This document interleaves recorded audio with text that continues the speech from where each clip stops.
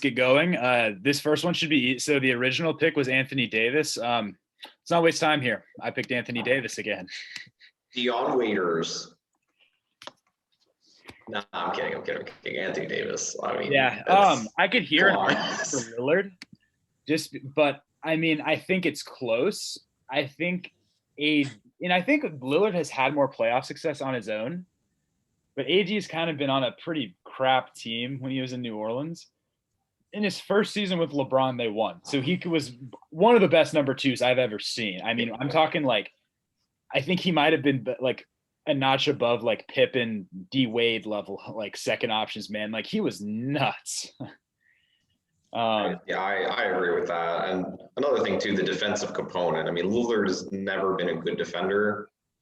Anthony Davis consistently and when healthy and all defensive caliber defender. I mean, agreed. Yeah. I gotta go with that too. I think it's a little bit, I think not to say that Lillard's not insane. There's a lot of good scoring guards in the league that don't play great defense. But I think there's more guys like Lillard than there are guys like AD. If that makes sense. Cool. So we'll go AD first. So number 2, Charlotte took Michael Kidd-Gilchrist. He actually, I believe he was either, did he win Rookie of the Year this year? No, Damian Lillard won Rookie of the Year. Okay, that's right. But Michael Kidd-Gilchrist was like first team all rookie, I remember. Yeah, he was not like bad. No, I think he was pretty good at first. And then he kind of fell off a bit. He had his first 4 seasons, he got up to 12.7 points per game in his 4th season. But yeah, and he did make all rookie. So here, this is where I put Lillard. I don't really think there's a huge argument. I think he's a good notch above the next 2 guys I have in my redraft. What do you guys think? I mean, I'm same here. I think he's clear cut the best player available after Davis. He's no question what this guy's done. No argument. We got Lillard. All right, number 3. This took me a little bit. I was thinking, and I actually really had to compare things. Here, I picked Beal. I put the 2 head to head. They both, Beal and Draymond, both I believe have 3 All-Star appearances. Draymond Green has an extra All-NBA appearance, but the reason I picked Beal is we have the hindsight of the past, and we also have future predictions. Draymond Green hasn't made an All-NBA or All-Star team in a couple of years, while Beal made his first All-NBA team this season. And I see Beal as a ceiling raiser and a floor raiser, whereas I see Draymond Green as a very niche ceiling raiser that worked really well in Golden State. And I just don't know how he would look otherwise. And obviously we haven't seen Beal outside of Washington, but I mean, I don't really see Beal not being able to go and play ISO ball somewhere else that might even have better spacing for him. I agree with this pick. I picked Beal again for Washington. I think Washington is the perfect team for him because he got to play off of John Wall in the beginning of his career before he could really develop his scoring and secondary playmaking. And once John Wall got injured and then got traded, he really stepped up. So I picked Bradley Beal here again. I mean, he's the best scorer available, and as great as Draymond Green is on defense, at the end of the day, offense is basketball's ultimate objective, to score points. Beal is just phenomenal at that. Cool. We like Bradley Beal here. Jay, do you Draymond Green has a tendency to become, as great of a passer as he is, he can become an offensive liability just because he just cannot do anything with the ball by himself. So exactly. Jay's completely That's a good point. Got it all. And when we talk about him being a playmaker, we see him going off cuts and moving in space to get to the rim. And he's a great passer, but we don't see him in ISO on-ball creation. And we especially don't really see him shooting the ball well. I mean, and he's regressed a pretty good bit since the 2016, 2017 days where he was at least a respectable guy from the 3-point line. So number 4, Cleveland. This is around the time that they had Kyrie. So this was the second year after Kyrie Irving, where they drafted Kyrie. Granted, Draymond Green has been in a very niche role with Golden State. I still think his peak was pretty incredible. Was great in his ability as a team defender, directing traffic, getting guys in the right spots. I would take Green here. I would agree with you. I think he's too valuable defensively to let go at this point. He's the best. I think he's in the NBA now. Well, maybe not now, but he's the best a player can be without being a scorer. And for a young Cleveland team with Kyrie and Tristan Thompson, that's super valuable. Exactly. Yeah, you could make an argument for Middleton. Yeah, I would agree. Right now, he's just an amazing. He's probably. I would make an argument that he's better offensively for the Bucks than Giannis. But it took Middleton a couple of years to get going. So at the moment, it probably would not have been as good of a fit. But I go with Draymond too. Yeah, and when you talk about Middleton being a better offensively than Giannis, I think Middleton has a little bit more of a bag than Giannis does. I mean, everyone's seen that video of Giannis against the Nets where he just couldn't do anything side to side. So he just backs up and then crashes into the paint. And you're like, dude, like Hakeem Olajuwon should be inboxing you, like detailing his services for this summer. Like, you should be going to Hakeem post camp and learning the dream shake this summer and getting a sky hook at a post game. Like Giannis should be spending his summer hanging out with Dirk and Hakeem Olajuwon. Yeah. And so speaking of that, so the Cleveland took Dion Waiters. I obviously think that didn't work out nearly as well as as we thought. That was bad. I mean, he's a decent, like, he just feels to me like a volume scorer who's okay at it, but can't really do anything else. And he's not good enough of a volume scorer to like be a number one guy. And if he's a volume scorer, they're not utilized as much off ball unless they're like a shooting monster like Clay, I just think Dion Waiters is just is a very weird type of archetype of player. And I mean, maybe he can be a bench guy, like a spark plug off the bench, but is he even elite enough to do that for an elite team? I don't know. He's too streaky of a player. Like, he has games where he can put up like 25 to 30, but he has to shoot the ball like 20 times. So, not to mention all the off the court issues with him too. Yeah, he's kind of head ass. And showing up overweight a lot of times at training camp too. He's just not the gummy issue with the Heat. Oh yeah, the gummy issue is the big one.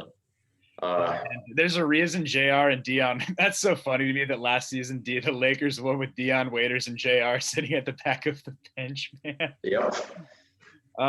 That's insane. I mean, that's so funny to me. And JR is a better player. JR was less streaky, and he came up at least big in 2016. It's true. So number 5, we've obviously seen in these redrafts, the guys who make all-star teams are obviously better and go first. I think Chris Middleton goes here of the all-stars. That I would have him 5th. I agree with Jay that Chris Middleton really has a case to be for, just with the trajectory. We have seen Draymond Green miss the all-star team multiple years in a row from now. And Chris Middleton is just now making he missed it this last season. We made 2 before, and he's averaging the same stats. So we'll see if we're right about this. But I think here, like, you absolutely take Middleton off the board. He's now the number 2 on a team in the championship. There's a lot he does well. He's a good defender. He's great in the pick and roll. He's a great 3-point shooter. He can be streaky, but we've seen him put up 40-point games in big playoff games. And we've seen him put away a talented Hawks team that's deep without Giannis. That's big. I am on the Chris Middleton hype train right now, man. Me too. He does what he has to do.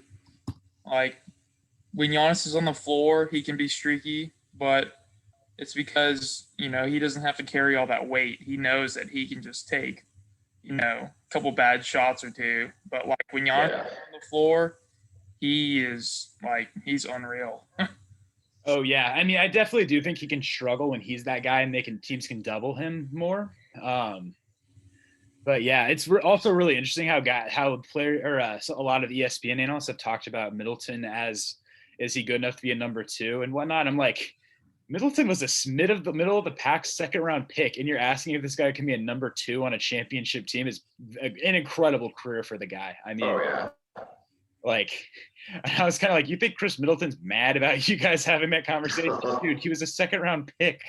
He's made 2 All-Star teams. I mean, probably going to make more. Probably. Exactly. Cool. So number 6, the Portland Trailblazers took Lillard, which was a great pick. Man, I'm looking at this, dude. The Kings, I think, are one of the worst franchises in the NBA. Looking back on so many drafts and so many whiffs. I mean, hindsight's 2020, but it's just Thomas Robinson, a guy who I had never heard of until I researched for this draft going ahead. Oh, he's what's it called? He played for Houston. He got traded middle of his rookie year to Houston. Yeah, that's all I know about him. He was one of those people that, like, he was a junior when he declared. He just randomly put out like crazy stats as junior year at Kansas. So they were like, "Oh, let's just draft this guy." He's stuck between 2 positions. Yeah, couldn't play power forward, couldn't play center. That was his issue. So this one was really hard for me. I didn't. I was so this was one of the only times I've really considered having a guy who hasn't made an All-Star team going before a guy who has. But Drummond did make 2 All-Star teams, I believe, and an All-NBA team. And you can really, I mean, we could dive into like how that affected Detroit more, but I mean, I would still keep Drummond at spot 6. I mean, it's I agree with you. I didn't see anything that like kind of really jumped out at me as like, okay, like we definitely like would need to take a guy who hasn't made an All-Star team. Like I would take a guy like Tobias Harris over Andre Drummond. I would take a guy like, even granted Conley made his first All-Star team, I would take a guy like Mike Conley over Andre Drummond. I would take Drew Holiday like over Andre Drummond. There's a lot of guys I would take over Andre Drummond who have not made as many All-Star teams or have made none. But the next best guy I have after Drummond is Harrison Barnes, who's I think a solid starter, small forward, but nothing like. I couldn't find a reason to have him ahead of Drummond. Oh, I agree with you. I think Drummond. I feel like Drummond's sort of like being, he's kind of semi-blacklisted from the NBA in a way, and it's not entirely his fault. It's just the way his play style and the way the game is evolving just doesn't really add up. But he's a great rebounder. He's actually, if you look at a lot of the advanced stats regarding him, he's bottom of the barrel for like scoring in the painted area. If you look at like scoring by zone, obviously Drummond has no outside jumper of any capacity, but he doesn't even score efficiently in the paint. And he's not good on defense anymore. Like when the Lakers first got him, like, all right, man, they got to tell Andre Drummond, maybe bring him off the bench to begin with. Be like, look, man, you're here to rebound, efficiently do efficient putbacks and play and be an interior like paint protector. And I'm looking at it and I'm like, dude, you are a traffic cone on defense and a negative on. I mean, what purpose does he serve? I didn't think he was. He can't post up either. They tried posting him up in Detroit. It didn't work.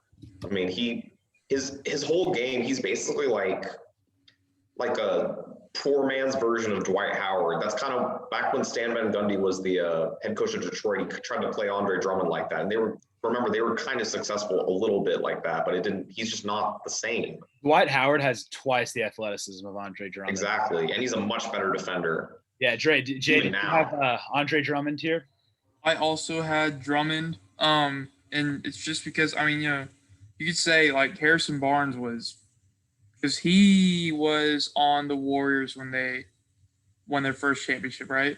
Yeah, he was. Yes, he was, and he was he was on the 73-9 team in 2016 as well. Yes, so I mean he played a really big role. I mean, he has a championship, but Andre Drummond early in Detroit was like you just can't. I mean, he averages 14 points, which I don't know how, because he's just so bad offensively now.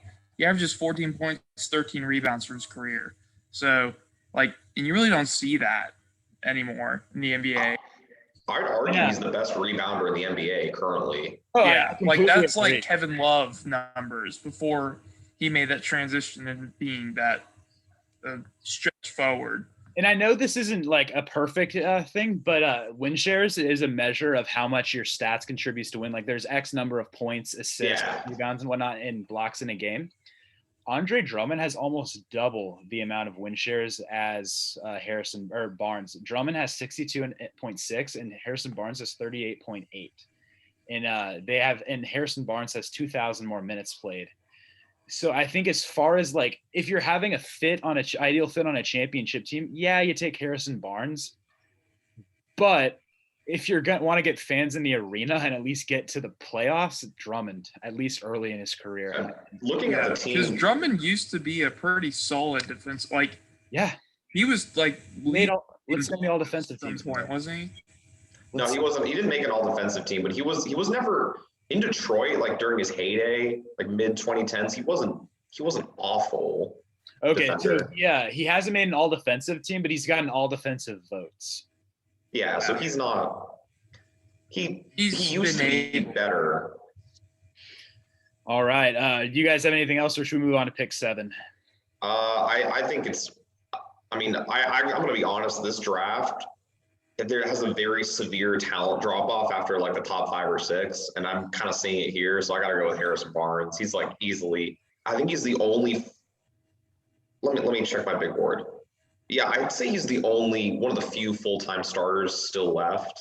Yeah, I mean, this does drop off fast. Yeah, more so than I think the last 2 redrafts we've done. I mean, there's not much depth. This is a very top-heavy class, but I got to go with Harrison Barnes. Golden State Warriors draft him again.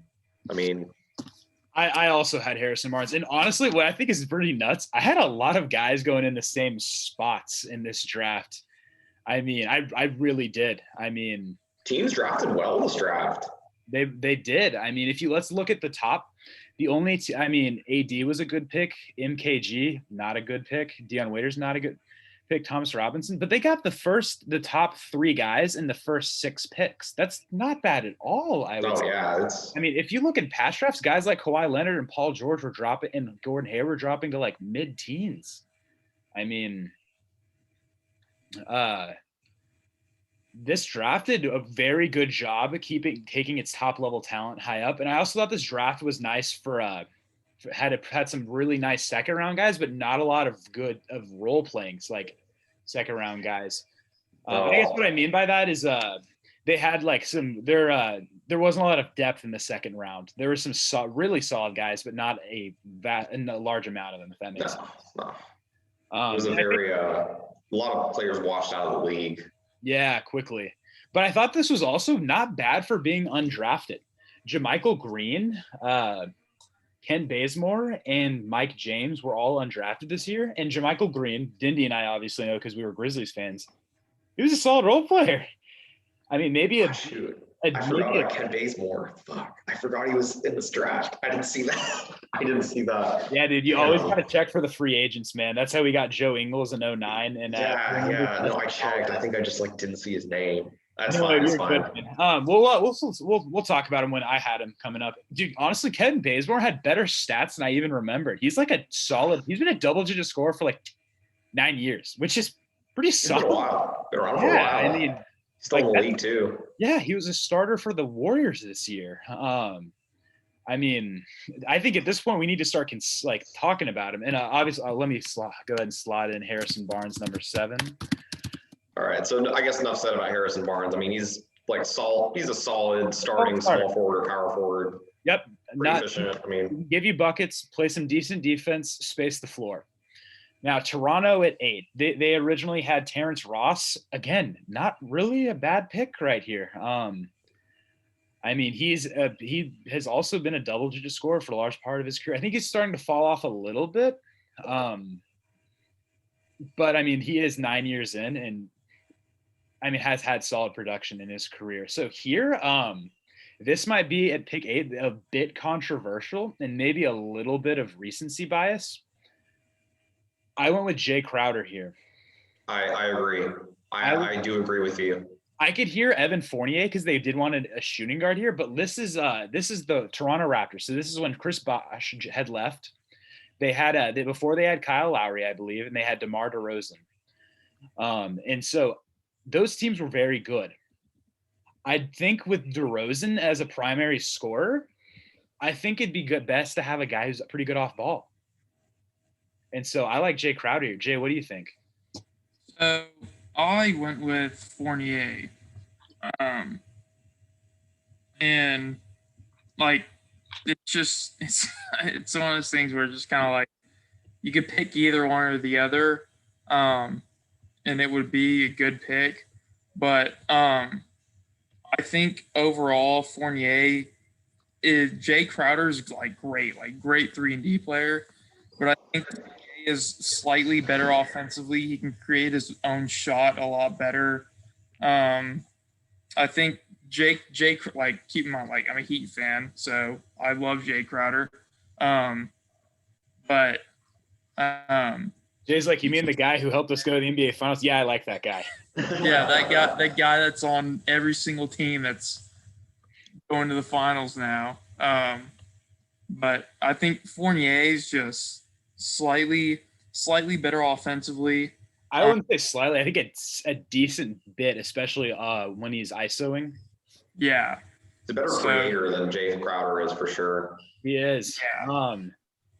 Jay has a great point, man. I'm a little bit hung up. I don't think there's a really a purely like consensus better pick here. So I'd still go with Jay. Like your argument for Fournier is really good.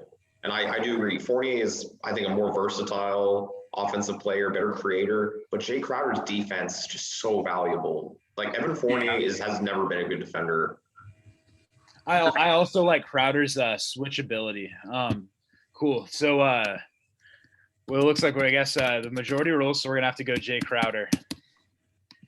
Okay, so here, this is where I took Fournier. I think this. I agreed.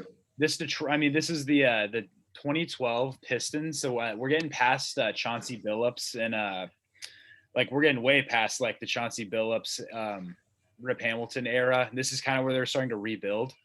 And at this point, I can double check real quick, but I don't believe they were contending at this point. So I think you kind of just go best available. I haven't seen Evan Fournier been on a big contributor on championship teams.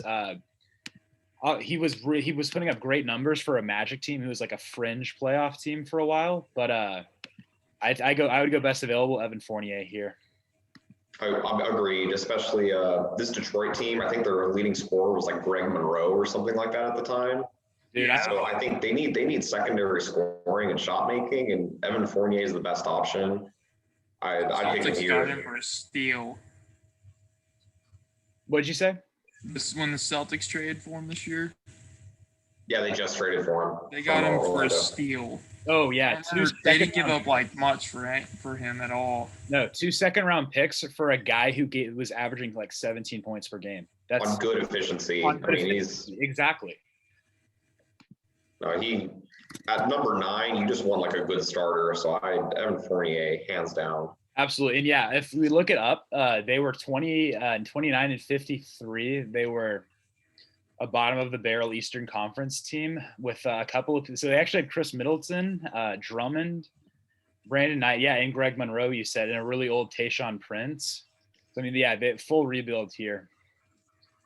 So yeah, cool. So pick number 10, and also the Pistons took Andre Drummond, which that worked out for a number 9 overall pick. That was good. He just has there's probably some recency bias where like this guy sucks, but that for a number 9 overall pick, historically that's not bad production to get a 2-time All-Star and an All-NBA guy that gave you that many rebounds. So number 10, the New Orleans Hornets took Austin Rivers, who is still in the league. I think I have him lower in my redraft, but not by that much. So they were looking for a guard in their rebuild, post Chris Paul rebuild.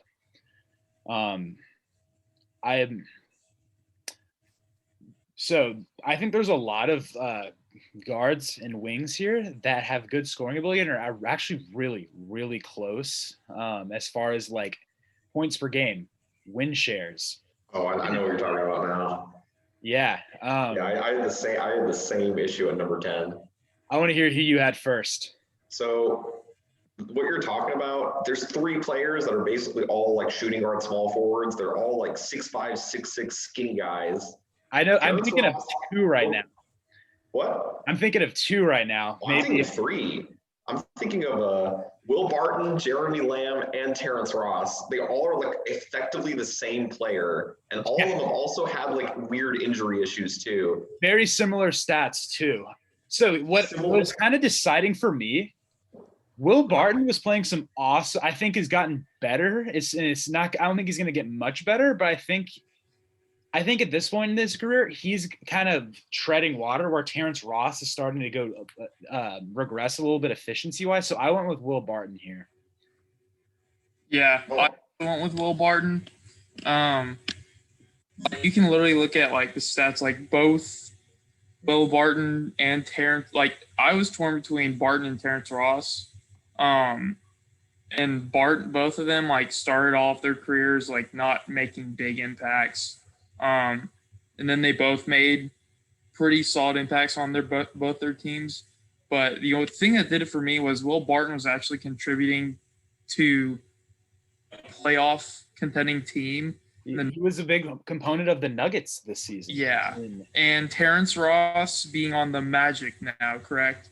Yeah, he's on the Magic now. Yeah. I mean, the Magic, he's not saying like his performance, like not like discounting his performance, but they're not playing for anything. Exactly. And I think it's fair to appreciate a guy who's putting up numbers on a losing team, or maybe he's getting more shots than a guy who's putting up similar points per game on a winning team. Like for instance, when you're on a winning team, you have to give up shots, no matter how. But that doesn't mean you're a worse player. When Chris Bosh went from Toronto to Miami, he was averaging like 6 or 7 less points per game. Does that mean Chris Bosh was not as good at basketball, or Kevin Love wasn't as good at basketball when he got to Cleveland?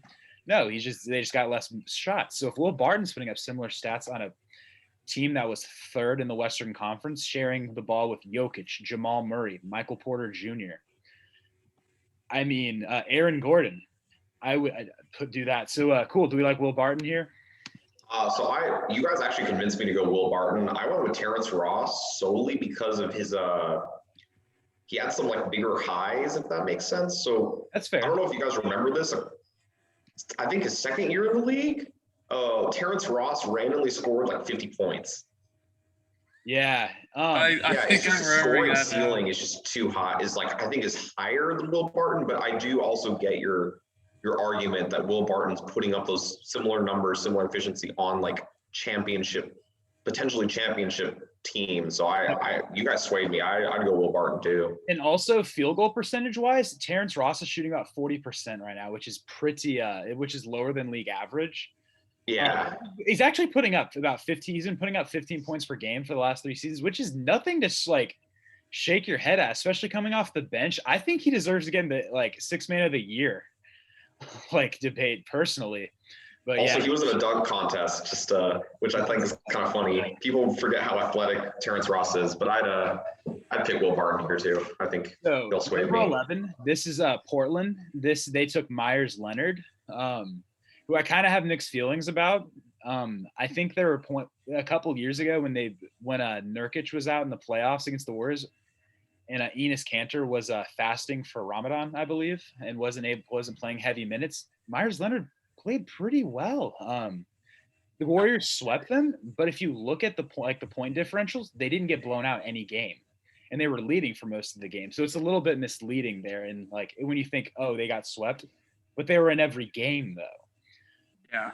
So Myers Leonard is a power forward / center here, and so when I thought about this pick, they drafted Damian Lillard earlier in this draft. They still had LaMarcus Aldridge. So if they wanted a backup big here, I liked JaMychal Green. JaMychal Green can shoot. He's a pretty good defender. He's great in roll. He's a good system guy. What are your guys' thoughts?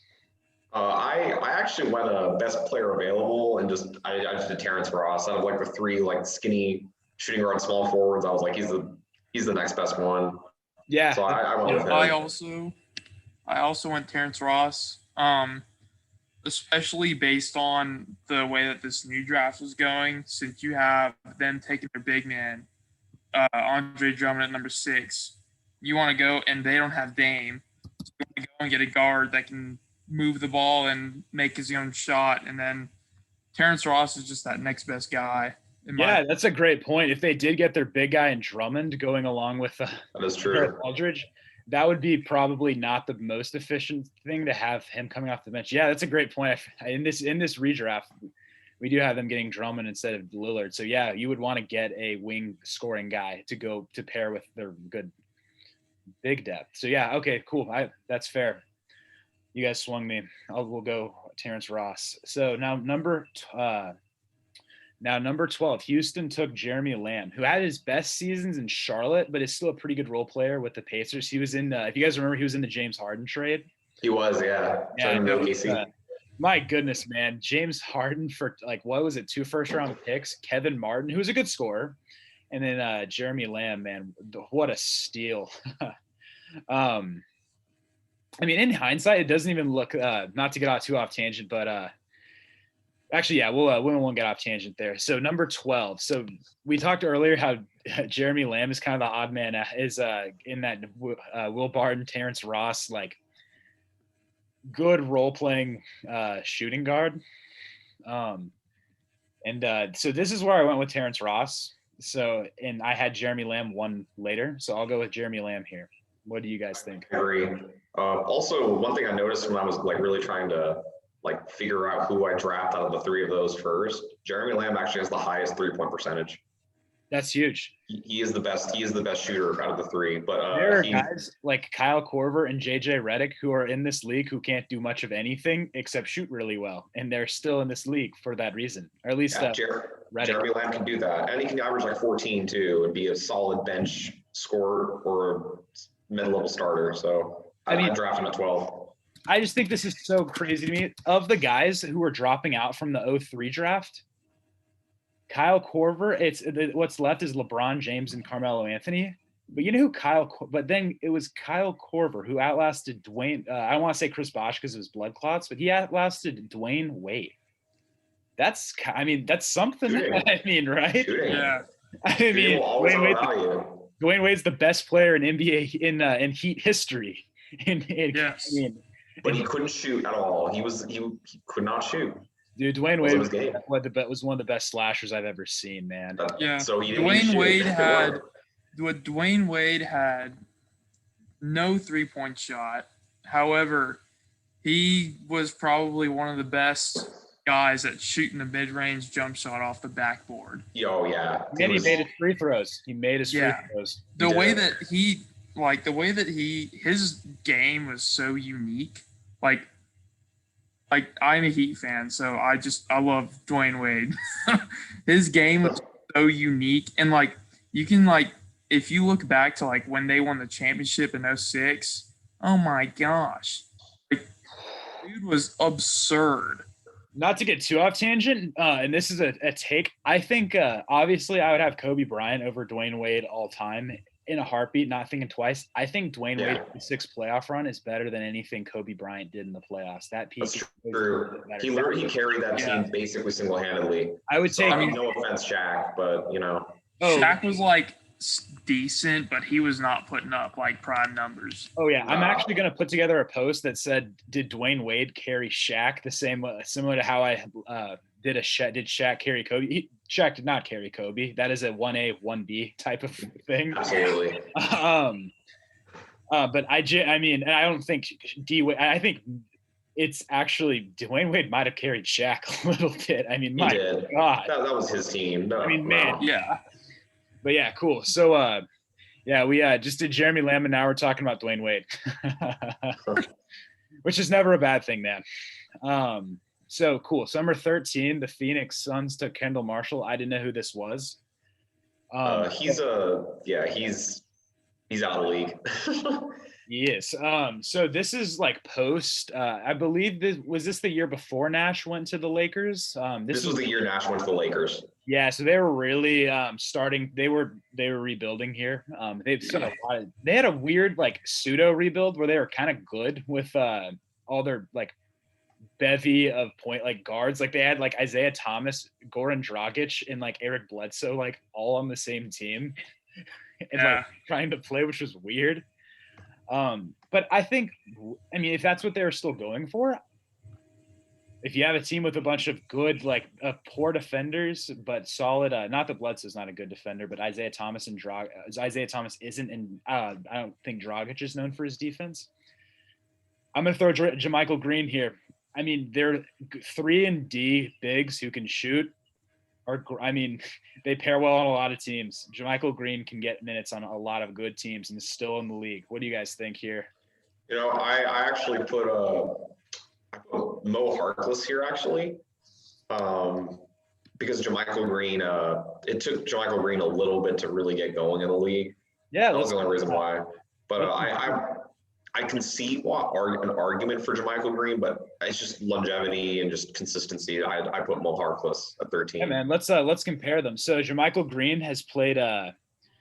So JaMychal Green actually didn't start playing like in San Antonio until 2015. So he was I believe in the G League. He was either overseas in the G League. Basketball Reference doesn't tell me. The most he ever scored per game was 10.3 with the Grizzlies in 2017. He played has D good. I think for a big, shooting 38% from 3 is awesome. A good efficiency from 2 as well. And his career points per game average is around 8 to 10. Let's take a look at Mo Harkless. And keep in mind, these guys are still good wings in the league, getting good minutes. They're still in the league, both of them. Exactly. So Mo Harkless, I think his points per game is a little bit lower. He had 10 points in Portland in 2016, 2017, but it's around 5 or 6 for most of his career.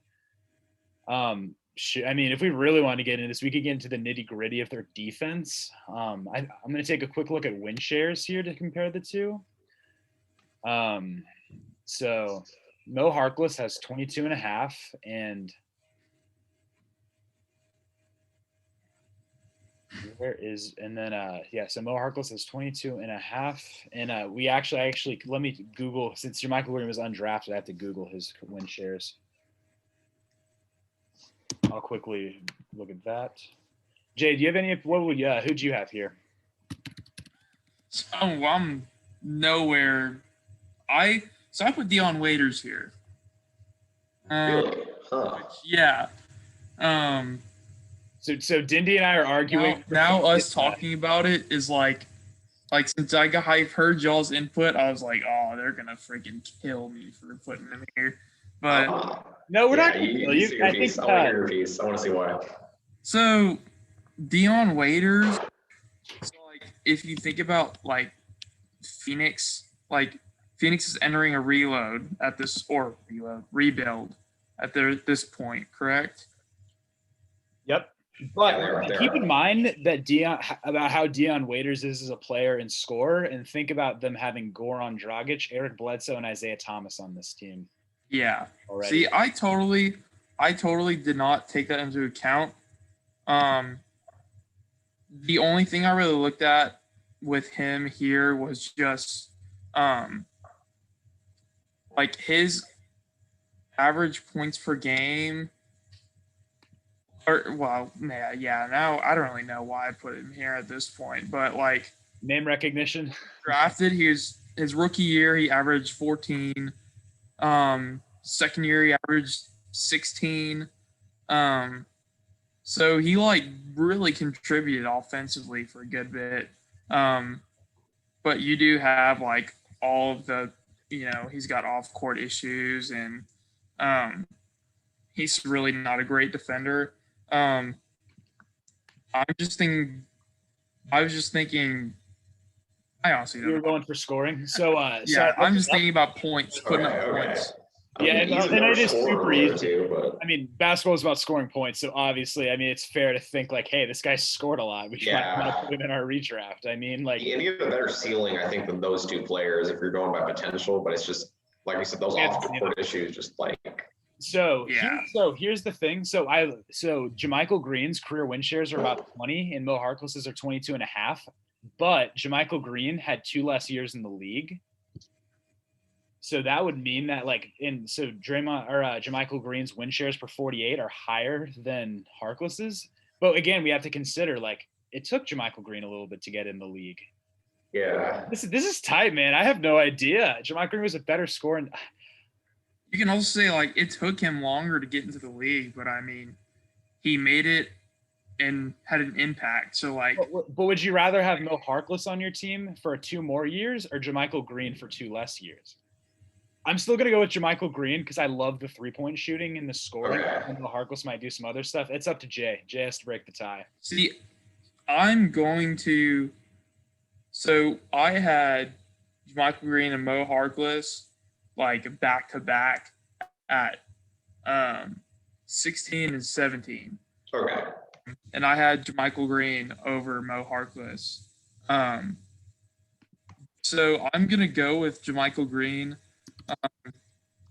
He has had less time in the NBA, but his game he's clearly put in the work to become a much better player. And he's clearly like a lot more like coachable than Mo Harkless is. I mean, like Mo Harkless has been kind of like like just at like the same level pretty much his entire career.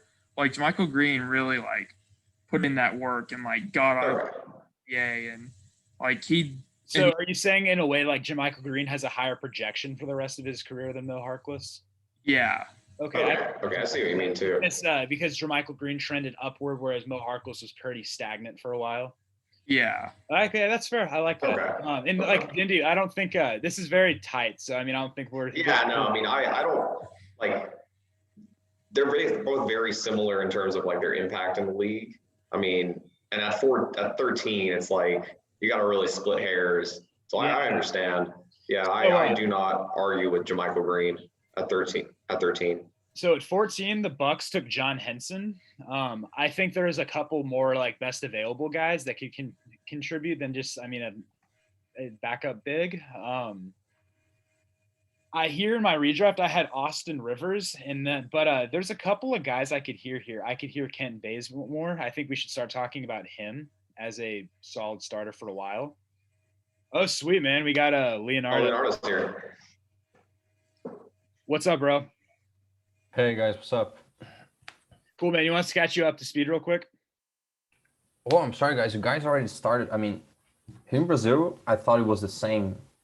Like, oh, anyway, never mind. Yeah, no worries. Oh, did you think it was? Yeah, we're going by Central Time. Oh, we should. Yeah, probably should have. Yeah, but the last time was the same thing.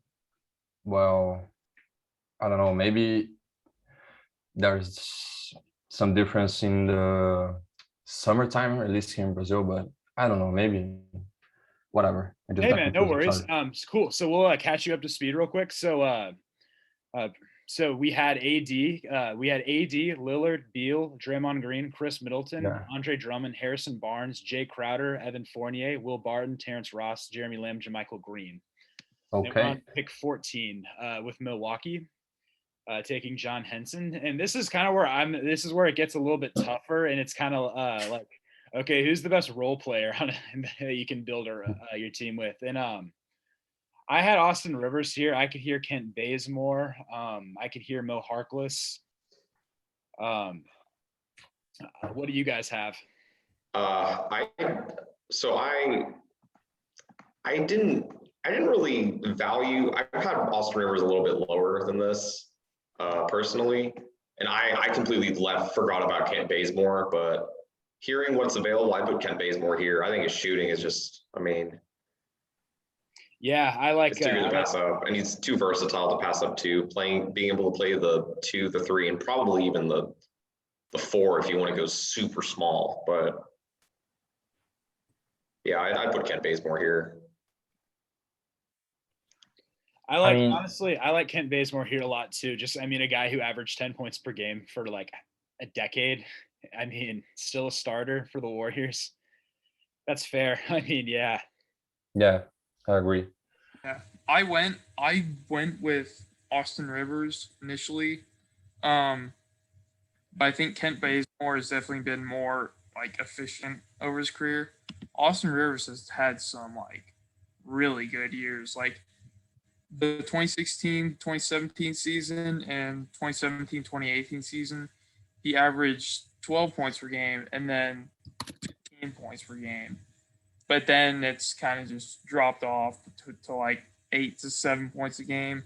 That's So- what I like about Ken Bazemore's at least lack of volatility. I mean, inconsistency. I mean, 10 points. I mean, he's consistently mediocre. I mean, being mediocre doesn't mean you're bad. It's just like you're average. And at the 14th pick in the draft, in a top-heavy draft, I mean, we're running out of guys pretty quickly here. Yeah, I know, right? Yeah, Cool. We want to go becoming Bazemore? very mediocre. I guess the consensus is Ken. I mean, I just looked at Miles Plumlee real quick, and I just thought it was his brother Mason, and I was like, well, Mason is pretty decent, right? No, yeah, dude. Miles Yeah, is no, That's a already out good of the one. No, league. I understand that. Yeah, Miles Plumlee, I have him like Not so super low in great. this graph. Not so great. Mason Plumlee is pretty good, man. I mean, Yeah, I I would have know. drafted if Mason Plumlee was in this draft. I would have drafted him probably like already. 13 or 14 as well. Oh yeah. Well, honestly, Hands down. here, I mean, because since the Bucks took a big man like Mason Plumlee, I would rather have like if that's a positional fit, I would. Yeah, that's funny. Cool. Yeah. So 15th, we had so Philly took Mo Harkless. This was the process Sixers. I believe this was the beginning of the process Sixers. I think it was the year before. They still had Drew Holiday. Okay, yeah, and because I believe yeah, this is actually the year. So the 20. I So think this is Iggy the left year this that, year, I think. Yeah, the Celtics had a 7-game series against this Philly team. He still had Iguodala. Holiday and Iguodala. Am I wrong? I think You're correct. Iguodala left this year, I think. He left this year to go to the Denver Nuggets, I believe. But yeah, they also had Vucevic on that team as well, and Lou Williams. Honestly, They had Vucevic? They drafted him, yeah. They traded him in the Dwight Howard trade. That's crazy. The 14 like mega deal. I was so sure that he was drafted by Orlando. Well, I mean, yeah, he spent most of his time in Orlando. He was good with. He like pretty much developed in Orlando. Yeah. exactly. He didn't do jack in Philly. In his interview getting to Chicago, he said that he arrived at Orlando as a kid and got out as a man or something like that. Pretty emotional. Yeah. So Phil, what do we here? This is where I think that we can probably speed this up, and this draft gets very filled with role players. I could hear Mo. We'll look at our board. There was a lot of very like below average centers in this draft. We have Tyler Zeller, Myers Leonard, Miles Plumlee, Robert Sacre, and Festus. Sacre the GOAT. I mean, the GOAT, right? The I remember GOAT. watching Sacre play for the Lakers. It was just he was always in those graphics where like this is like the end of Kobe's career, and it's like him, Robert Sacre, and like a bunch of scrubs. yeah, it was just awful to watch. He was the longest tenured player on the Lakers at one point. That's funny. Yeah. Okay, But no, I put Mo Harkless here, to be honest. Yeah, I think it's He's a solid pick. I think Harkless comes off the board. I think Jay might want to make an argument for Dion Waiters because Me too. I was about to say that because Okay. Dion on a team like the are- Sixers rebuilding, he would have so much shots to take, you know. God, Like- that is true, actually. No, that is He's true. like, You Wait for want to put Waiters Dion to come Waiters. You want to put Dion Waiters on a team that, for one, is not contending worth jack shit. 2, like is in a complete rebuild mode, so that he can just put up stupid shots and like So on the Yeah. Kings. Like shoot your 25 shots a game with 6 turnovers, ain't no problem at all, you know. Go ahead. it'll give the fans something fun to watch. You know what? Screw it. Dion Waiters. Yeah, I dude, I think I was like gonna go Dion undervaluing him Waiters. so much, but you guys have a good point. Just that would be kind of hilarious to see him on the process Sixers. It would be funny.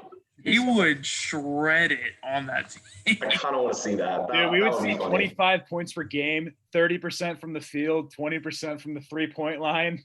They would Yeah. be losing most games, but Dion Waiters would be in Yeah, the. they'd win anywhere from 10 to 20 games, but Dion Waiters would pop off. Deion Waiters would be having fun out there, man. Him and Andrew Bynum when he didn't play a single game Yeah. Yeah. in Philly. Dude, don't get me started on Andrew Bynum, man. A guy who was like one of the Kobe's dudes who helped win those championships, just gone, never to be seen again. I know the Lakers just used all of his prime, right? Like as soon as he got out of the Lakers, he was gone. He made an all-star team, man. Like Because he went bowling. He always went Bynum bowling. That's what happened. He what? He went bowling. That's how he screwed up his knee. Is that He really? went bowling in Philly. I mean, for real? Yeah, so he already had the knee injury, but he like screwed it up more by bowling. No shit. Golly. I'm not kidding. Yeah, he.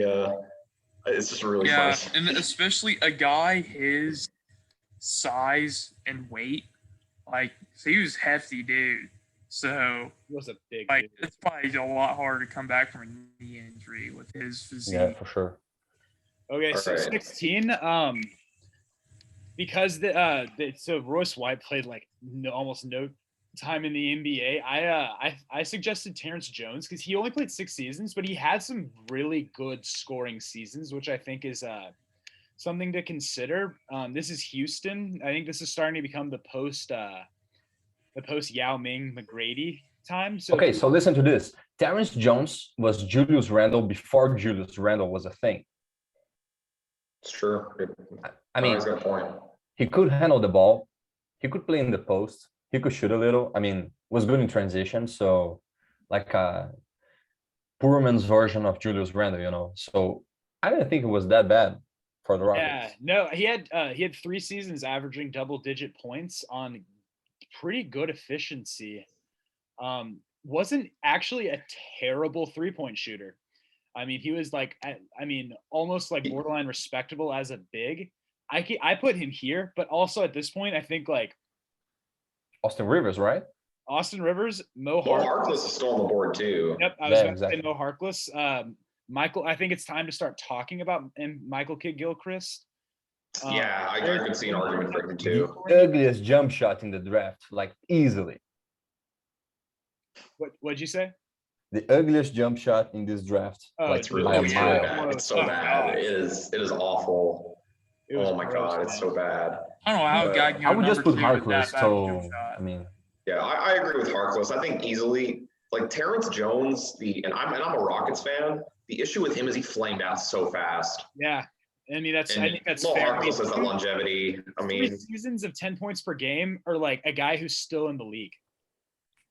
I'd pick Mo Harkless. I also Uh, pick Mo Harkless. What do you guys I think? mean, So you can plug Mo Harkless in any team, you know, and he gonna get you something. Yeah, Jay. So this is where I had JaMychal Green.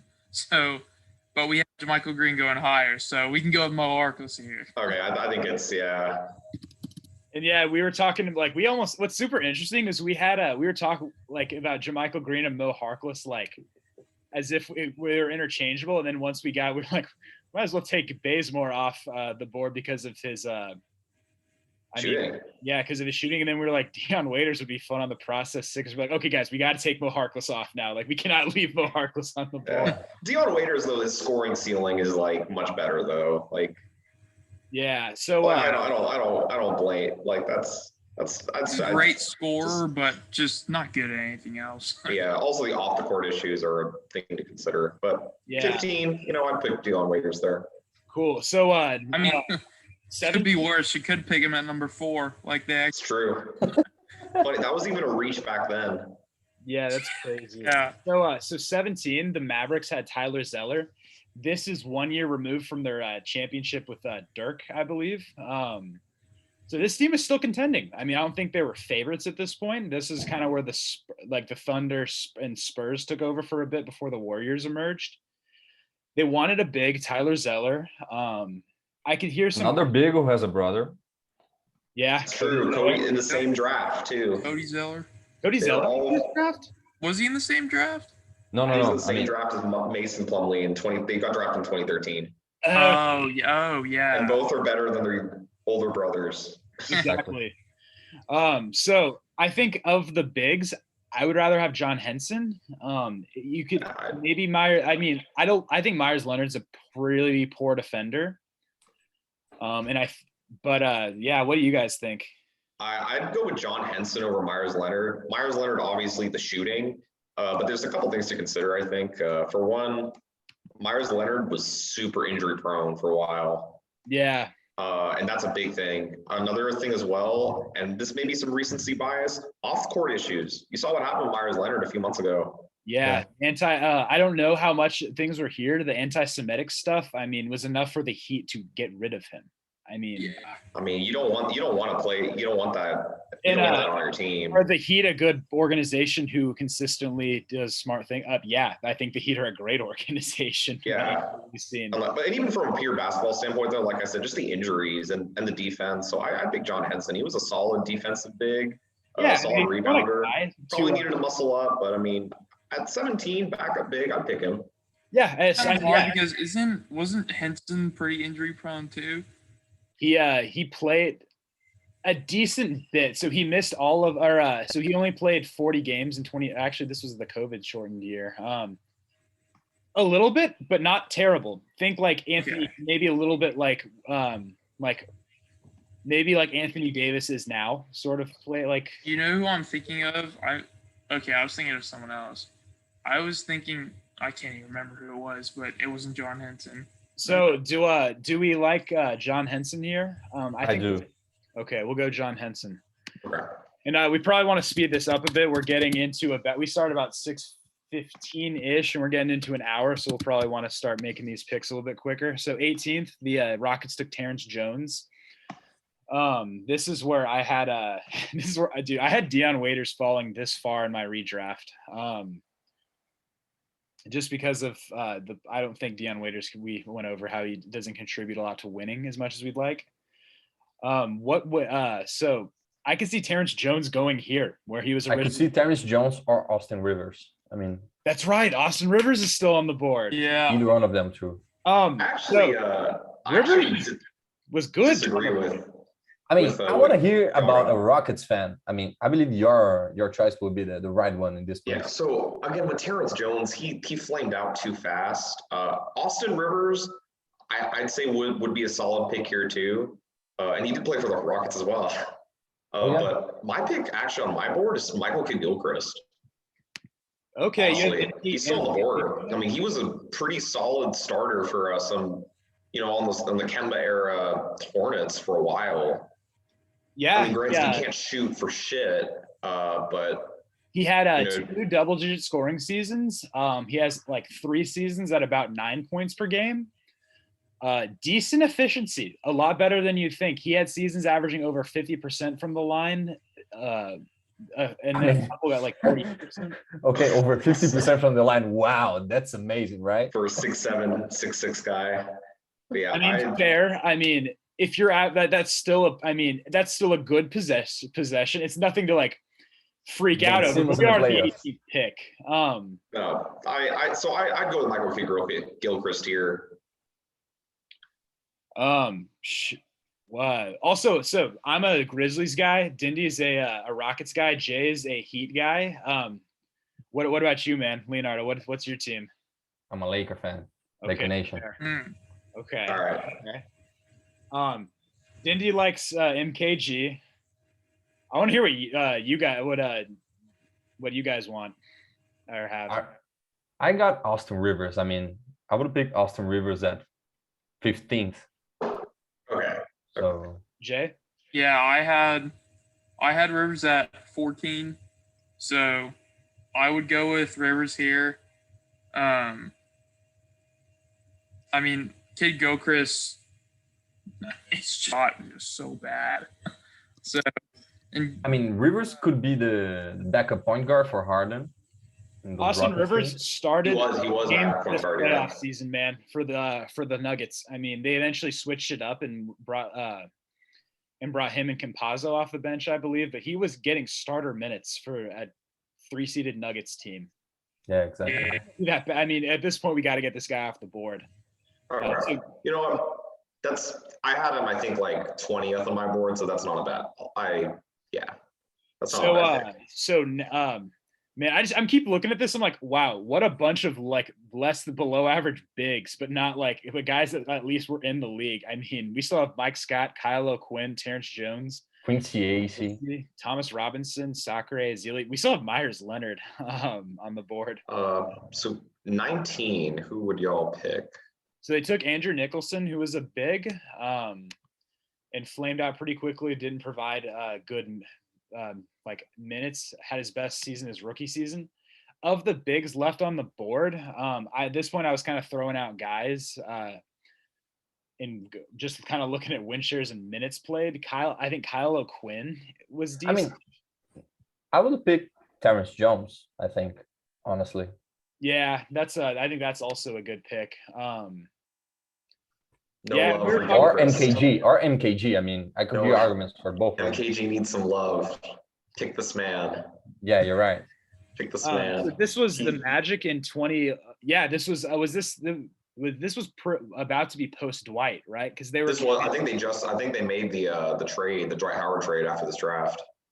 full rebuild. Who do you want? I mean, they made the trade the year prior because in 2012, Dwight was playing for the Lakers already. Pretty sure. Yeah, because this is when the Lakers put together their weird like Kobe, Powell, Nash, Dwight. Yeah, they're weird super team that was old as like hell. yeah, was old as hell and almost didn't make it to the playoffs. Kobe injured his Achilles. Man, it was just Yeah, I don't want to think about forgettable it. season, you know. Yeah, here I could hear a lot of stuff. I think we have a guy who I think Saturansky is a guy who could be considered just because he's still in the league. If you want a guy that's going to give you something for a long time. Oh yeah, I mean he's the worst, one of the worst starters in the league, but still in the league, right? So, Exactly. I mean, you have to if he might be the That is worst true. starter in the league, Yeah. but he's still a starter. I mean, could Yeah, be that's a true. bad He's a starter. pretty solid. He's a solid backup guard. He is. That's was a crazy, good right? I mean, just because he plays for the Bulls, because in other teams he might be the 15th guy or maybe a two-way contract guy, you know. But yeah, I mean, I think I generally like to think that like bad, like below average starters make decent role players and decent bench guys. Like, for example, I guess this isn't a great example because Kyle Anderson got a hell of a lot better. But like before Kyle Anderson improved a lot this season, I always thought of him as like a bad starter, but a guy Mhm. you'd love to have on your bench if you can. I Yeah, think you got a point. So what's the? they wanted This to is like pick. what's the pick? Because this is like there's a lot of choices. We got to get going. And if we want to, and because we're already about over an hour. Actually, how much do you guys have a decent amount of time to spend, or I mean, much longer do you guys want to go? Much time? Probably wrap it up. At least for me, like 20 minutes. next like 15, 20 minutes. Cool. So we gotta get going. What about Terrence? Who likes Terrence Jones here a lot? I like it. Wanted a big. Yeah. Just because that short term scoring, like it didn't last a long time, but He gave you 3 years of good, solid starting production. yeah. But MKG lasted so much longer. I would go MKG with this pick and Terrence Rollins on the next one, honestly. Yeah, I like. That's fair. That's fair. That is fair. Yeah. We got Terrence Ross off the board, man. Already. Oh, I said Terrence Ross. I'm sorry, Yeah. I meant No, Terrence you're Jones. good, bro. That was funny. No, that's fair. I mean, this is a rebuilding team. I like longevity here, so I'll go MKG. KG, all right. Yep. So 20th. Wow, the Nuggets got Evan Fournier this way. That was a good pick. Man, the Nuggets with their good picks. Jokic in the second round during a Taco Bell commercial. They know how to draft and they know how to develop. It's a Bobo. good I agree, draft. man. They're a good organization. So 20th, they took Fournier. I'm surprised we haven't talked about Jared Stullinger at all. I mean, he flamed out pretty quickly, but he he gave flamed you out. three double-digit scoring seasons, man. And it's not that he sucked. He just went to play in China. Well, the issue with Sullinger is that I think he was kind of overhyped. Like I remember, when the Celtics started rebuilding, they were like, this guy's going to be the Kevin Love of the Eastern Conference. This is Yeah. Minnesota. But he he wasn't a good enough shooter as Kevin Love. He wasn't a good enough post scorer, and also he showed up to training camp consistently overweight. I mean, Yeah. you saying that Sullinger is the next Kevin Love is like People were saying he was the Kuzma East is better than Kevin Tatum. Love of the East. Yeah. That's a- Sullinger was like, don't get me wrong, Sullinger was raw at Ohio State. That's where he played, correct? He was. He played at Ohio State. Yes, he like did. he was raw, but yeah, a little too hyped. I had He him was a chunky boy. a little lower. I had him at 24. If you honestly, I think at this point, guys that are still in the league have got to start coming off the board. If you made it 9 years in the NBA, Yeah. or at least, Satoransky, put him here. Satoransky, Denver yeah. guard. yeah, we'll go Satoransky. So now, 21st is where Boston originally took Jared Sullinger. This was a rebuilding team, but they kind of got back into contention pretty quickly, I want to say, especially because they got to use the Nets picks to rebuild. It's a good organization. It is a good organization. Now, Grant, guys like, I mean, not that I'm a big Kyle O'Quinn or Mike Scott guy. I mean, that's a very arbitrary guy, but I think, I mean, Kyle O'Quinn has been floating around and Mike Scott, I think we should start considering those guys. I mean, especially like with teams that are taking bigs. What do you guys think? I mean, Mike Scott played on the Sixers this season. I'd say O'Quinn. I would go Mike O'Quinn. Scott. Okay, cool. I'm an Mike O'Quinn Scott. fan right here. So we like Mike Scott here. Yeah, me too. The Okay, I next think big that's- man is got a pretty creepy story. I don't know if you guys know of Fab Melo. He was Brazilian. Didn't he die? Yeah, he died in 2017 at 26. Oh my gosh. Yeah, he passed away. Yeah, he Oh, had a man. heart attack while he was asleep. Pretty wild shit. I Like didn't know that, man. natural I mean, causes. He didn't A play. heart attack at 26, being an athlete. Yeah. being He a, might have being Marfan a syndrome. being a first round pick in the NBA. I feel kind of bad now because we were talking about the redraft. I was like, this guy sucked. Yeah. I didn't even realize that he died so young. No more Yeah. Fab Melo Gosh. slandered. We Pretty don't sad story. we don't slander him anymore, man. That's sad stuff. Yeah, Please. that's Yeah. But, He was a block machine in the G League. Okay, so that was this game where he had like 14 blocks. I remember it was a Oh my god. What? yeah. Oh my god. Jesus Christ. 14 blocks. Yeah, in the G League. I mean, it was a couple of games like that, you know. Well, anyway, So did he die while he was still in the G League? No, actually maybe because he only had like 6 games played. no, he was in Brazil when he died. Oh, he probably played pro there, right? He only played one season in the NBA. Yeah, he didn't. He only got in like 6 games or something, I want to say. Yeah, exactly. It was exactly 6 games, playing 36 minutes in total. Well, anyway, I think it's about time we get maybe either Terrence Jones or a guy who's still in the league. We still my have Myers opinion. Leonard. O'Quinn would be a good pick here too. Yeah. Yeah. Myers Leonard. I mean, I don't. Oh yeah. I would He's still rather here. have Kyle Quinn just because of like I agree. the how do we say it? Like locker room presence, you know. The off the court stuff is like, Does it for me too, man. I mean, and that was a that big kind thing of he stuff- did. It wasn't like he's just a head ass. It's like, That stuff splits locker rooms, man. Like this Yeah. isn't like. I mean, even You like, guys talking about Leonard or O'Quinn? Myers Leonard. Myers Leonard. Oh, okay. I'm talking about O'Quinn. Oh, is he a bad locker room presence? Get off- No, he's a good locker room presence. Oh, That's okay. that's we were why. saying like Myers Leonard would be a bad one. Yeah. Okay. I think Okay, we're all in. I think we all are thinking to say. I think we go Kyle O'Quinn. Is it Yeah, let's I go think Kyle O'Quinn O'Quinn. here. Kyle O'Quinn? Yeah, man. If before Myers Leonard did the what got him knocked off the Heat, I would have had him higher, man. But that sort of stuff is just unacceptable in an organization. Yeah. Yeah, I agree. So 23rd. This is where I had MKG fall this far. Damn. Yeah, I think we have Terrence. We've been talking about Terrence Jones for almost 7 picks now. We have Sullinger. I think we got to get Sullinger and Jones off the board. I pick Terrence Jones here. You would take him over Sullinger. Yeah, I think he had a better impact because Jared Sullinger basically played Terrence Jones was a starting power forward on Houston Rockets, James Harden, Dwight Howard era playoff teams. Jared Sullinger was playing on like some like mediocre Celtics teams and putting up inefficient numbers. I'd put Terrence Ross. And that's why I have Azili over Sullinger. Didn't you said Terrence Ross? I said that again too.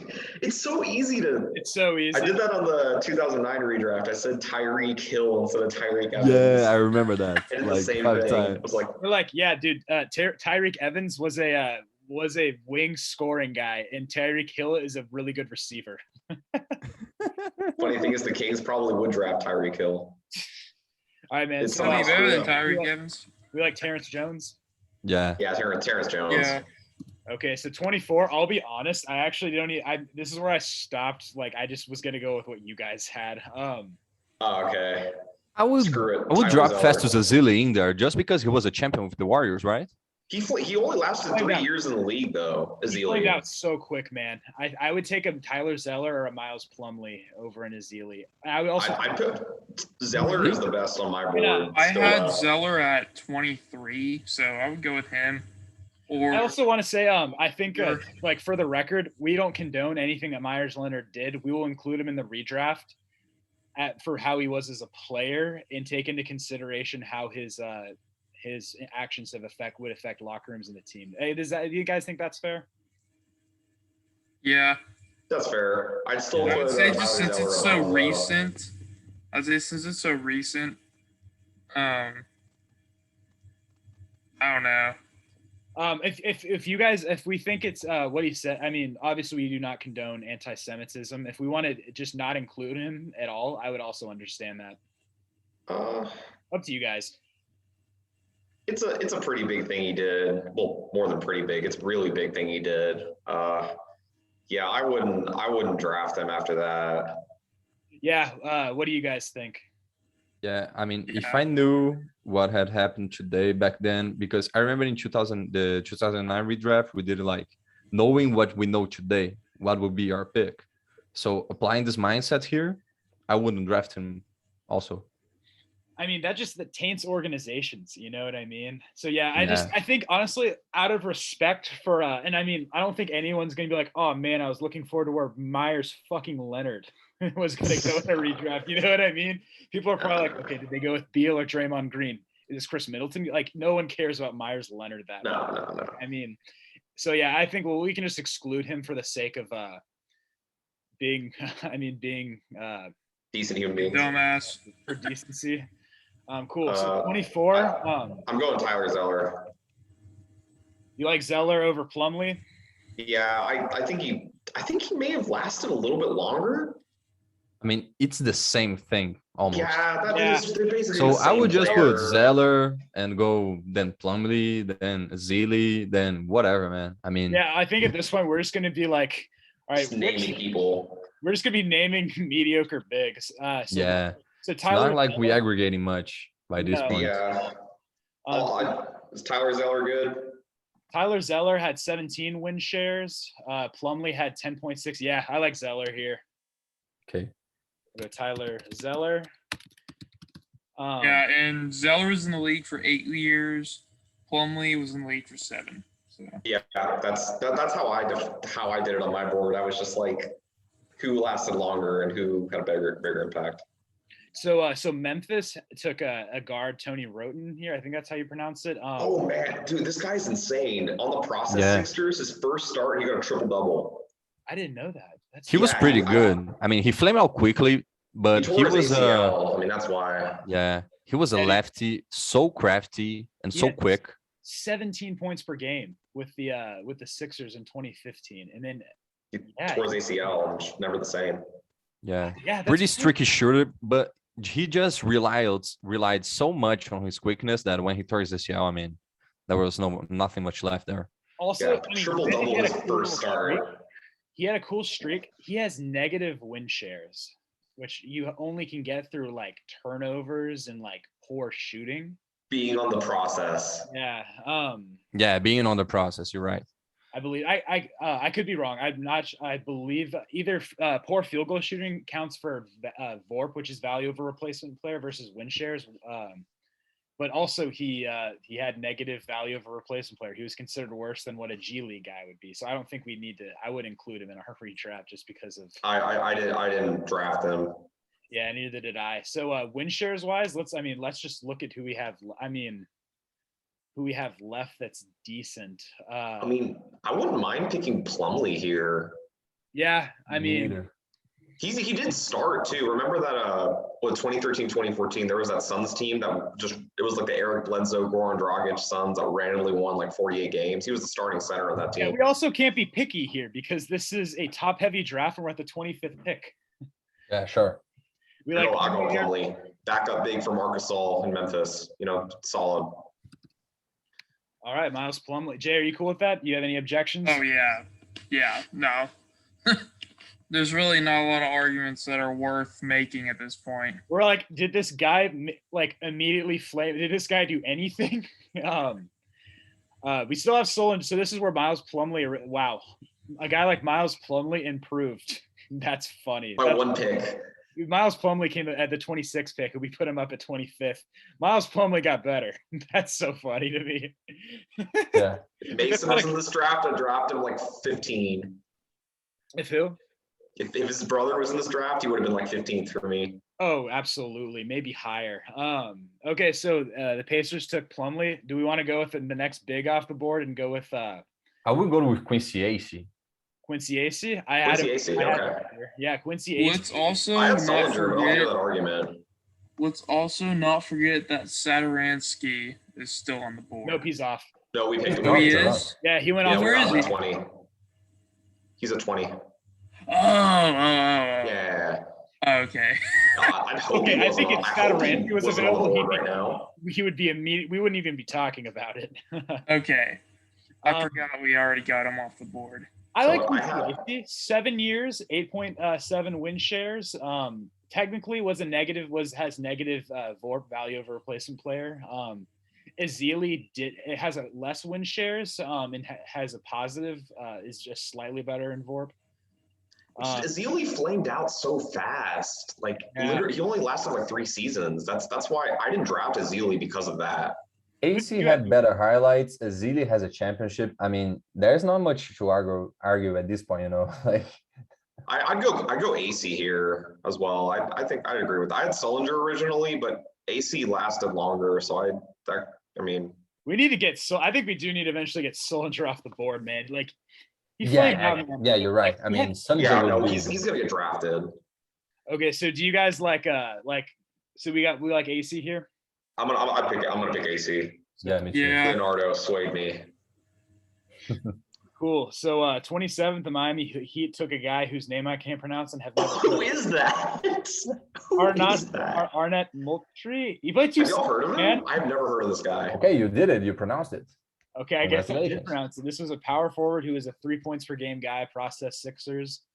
I find it so funny calling these guys scrubs as if these guys couldn't take me into a basketball court and absolutely body me in like 21. Oh yeah, these guys are easily the best players in the world. Oh Still, yeah, actually, absolutely. Did you watch the Arnett video Moultrie where- Monkey Kings of the CBA right now? Dude, we're like talking like, yeah, this guy was a total scrub. And this guy's like 6'9", 250, and like just an absolute like monster of a human. Even Anthony Bennett could kick our asses at basketball. Oh, Absolutely, absolutely. Oh, Did you watch yeah. that Scalabrine video where he's schooling I like saw deep- that. Yeah, I was They, just like, thinking of that, and we're like, destroying man, these Ryan high school Scalabrine guys. would smoke like the best like pickup basketball guys off the court. yeah, yeah. like easily. Scalabrine also lasted like 8 years. Scal too. is like exactly the 6'9", 230 guy you're talking about, That's funny. Well, cool. So we have 4 more to go. I think Solinger has to go off the board. Solinger is the Yeah, best option now. Let's go, Solinger. The Solinger's off the board now. 28. Quincy Acey or Thomas Robinson. We already have Quincy Acey off. Oh yeah, sorry. Yeah, you're good. Oh, Perry Jones was in this draft. Oh my god. I didn't know who that was. No, this guy was like weirdly. He was like a 6'10" like shooting guard basically, or something crazy. Like people were saying he was drafted by OKC. People literally thought he'd be the next Kevin Durant. 3 seasons. Well, Oh yeah, like Bruno 3.4 Caboclo. points per game. Kind of, yeah. But his just skill set was just too niche. It just didn't work. I'd pick, honestly, I wouldn't mind putting Thomas Robinson or Andrew Nicholson or someone like that. Yeah. I So, would put Thomas Robinson. So I see you guys. Yeah, Andrew Nicholson did make it a 5 or well, let's see. It looks like 5 seasons. So what I don't like about Thomas Robinson is, I mean, and granted, like might be digging into the advanced stats too much. He had negative win shares and value of a replacement player. Festus Ezeli was at least a replacement player as he had 0 VORP. Up to you guys. 3 seasons versus 5 with what would you I'm guys going do? longevity personally. Okay. Here's what I'm gonna go with. Mike James. Oh, yeah. dude, he's still on the board. Yo, thank Mike you. James. Yo, this Easily. guy was playing. No way. I forgot Easily. about that because we had He's to still make on the board. We had base for. Oh, I wish. Yeah. Okay, guys. So I have an idea. Like, why don't we put Mike James over Kilgrick, MKG, and just like Let's move everyone down. move everyone down? You know Yeah. what? I'm okay with that. We didn't put that much. 'Cause, I mean, Mike James is on the Nets making. play. He's still. So- That's true. That is true. He's still playing today. Oh, and you know what's nuts about Mike James? He like just started balling out, but I mean, He No, played but overseas. he was He like balling played, and in he the went Euro overseas League, and like came just back. balling Yeah. in the Euro League, like playing like crazy. It's like Cameron Payne, pretty much. yeah. So yeah, Mike James, 9.3 points per game and 10 points per game, and he's averaging 8 right now. Oh man, yeah, you're Keep in right. mind, it's on that stacked Nets team. So That's true. Dang. I think And we're we were going with talking earlier about hindsight here. like what they're gonna do later on. I think we're going with hindsight here, but I think Mike James is going to have like more good years, and that's why I'm kind of Yeah, yeah. that's fair at 19. I'd put him at 19 as well. That's Jay, that was 29th, a Andrew good Nicholson. one, man. Fuck it. Jay, that Okay, was a so good one thought, man. That was a good pick. Yeah. great pick. I completely forgot about him. Yeah, me too. I almost did. I had him Alright. at Yeah. 18, but Yeah, we got 29 and 30. Okay, so Thomas Robinson and then Andrew Nicholson's still on the board. Andrew Nicholson. Yeah. Yeah, those guys had better. Thomas Robinson, Andrew Nicholson. You know what? That's good. That's perfect. Cool. Yeah. R.I.P. I put Other one- Sack. Oh wait, I got my Shanghai Sharks pick too. Who's your shitty 31st. It's Chris Smith, the J.R. Smith's younger brother. Oh, that's funny. No shit. Like, is he really JR's brother? Yeah, he actually got a guaranteed contract from the Knicks, I think, and he was considered the worst summer league player of all time. That's Oh funny. my god. Yeah, Shanghai Sharks, 31st. That's funny. All right, well, cool guys. Do we want to quickly go over who did better, who did worse? Yeah. So the Hornets got, Will Barton's an improvement over Rivers, but I don't think that's anything nutty. They still got their guy, AD. Hornets get Lillard over MKG. That's huge. That's Oh yeah. Huge. Oof. Ooh, him and Kemba in the same backcourt. Oof. that would And be guys, I mean, you gotta think that Brown doesn't have to face Draymond in the finals if he's on the Cavs. That is.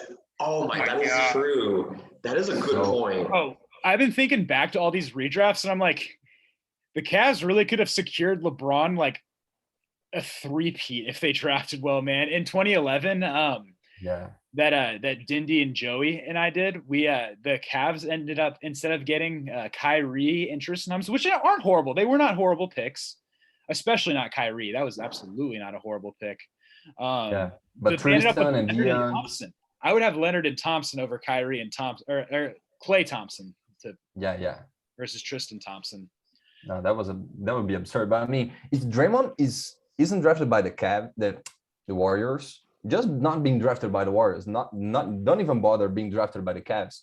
Maybe Brown wins his another ring in 2015, right? Yeah.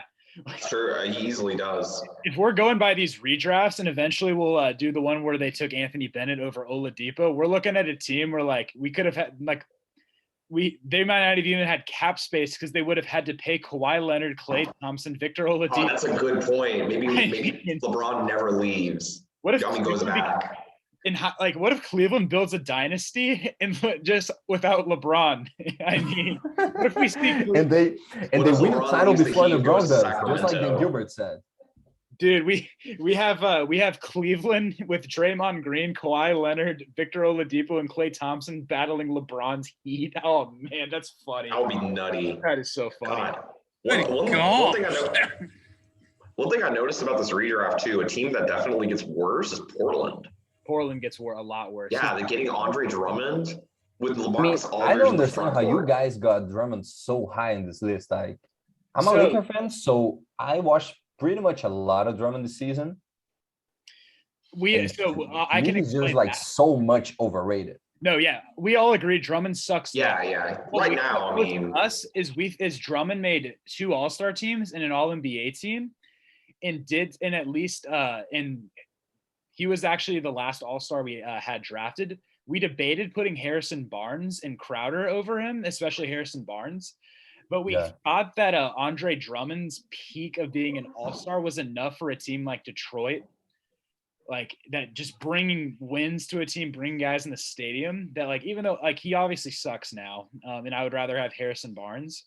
Yeah. I mean, we just went with the peak there. We're like, are we really gonna like? It has to be a solid guy to be over Drummond, who had made All-Star teams. Like we agreed Tobias Harris would go over Drummond, a guy like Mike Conley, a Drew Holiday, those kinds of guys. We couldn't justify just straight up like pretty much role players going over him. Yeah. We all agree he wouldn't be an All-Star if he was playing the West though. That's also true. That is a good point. Who would you can make that argument with a lot of people, a lot of players though. I mean, would Chris Middleton have been an All-Star if he played out West? Probably not. Probably not. Who would you have over him though? I didn't see. I mean, would you put Harrison Barnes over Drummond or Crowder? Yeah, that was what I was about to say. That's fair. See, the only thing that did it for me was the fact that Drummond averages for his career 14 points and 13 rebounds. That's a pretty good stat line. But if you look at rebounding percentage, like there are teams that have guys that grab less rebounds but are better rebounders as a team. Like if you look at the Steven Adams standard, for example, I mean Adams, I don't know how many boards he grabs for his career, but he's not a guy that you think of a great rebounder. He also played with Russell Westbrook, so I mean. Yeah, I mean he was. I mean, there's also that. Yeah, there's also that. But anyway, Drummond's he's a decent player. Don't get me wrong. I agree. I definitely don't think. I think it's very subjective.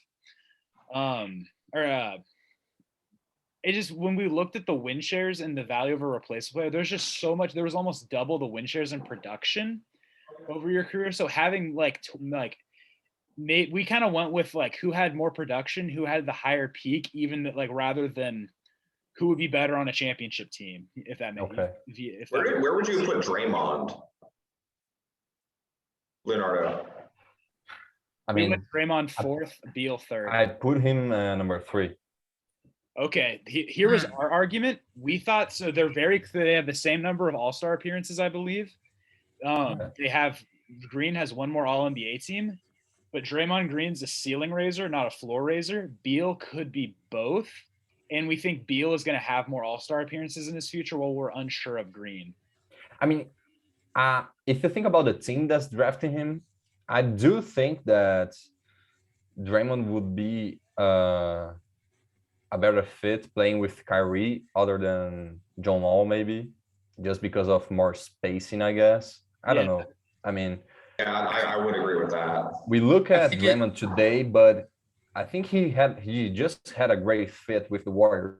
So it's kind of tough to like just throw him in an organization like Washington or Cleveland and expect him to become the Draymond that we know. Yeah.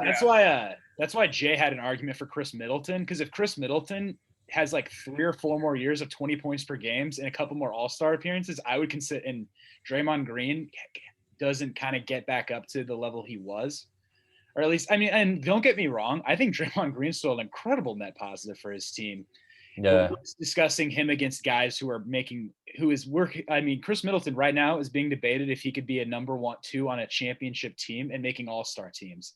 That's recency bias, right? I mean, Middleton, there's no way he's the number 1 option. I mean, last year we were just talking about trading this guy, So. Oh yeah, no, Chris Middleton is a number 1 option. Absolutely not. We're talking about him as a number 2 option. Can he be? Sorry. 2? Yeah. No, of course not. Also in this redraft,